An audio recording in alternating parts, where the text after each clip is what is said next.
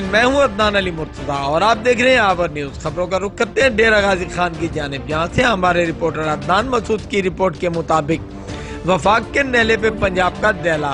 کوٹ چٹا میں agriculture university سخی سرور کیمپس میں ایران سے آنے والے زائرین کو حفاظتی انتظامات کے بغیر ایک ساتھ رکھا گیا۔ زائرین کے ساتھ بدترین سلوک کیا جا رہا ہے۔ فوٹیج آر نیوز کو موصول ہو گئی۔ جی آپ کو ایک مرتبہ پھر بتاتے چلیں گے، ڈیرہ غازی خان کے علاقے سخی سرور ایگریکلچر کیمپس میں 800 سے زائد ایران سے آنے والے زائرین کے ساتھ بدترین سلوک کیا جا رہا ہے۔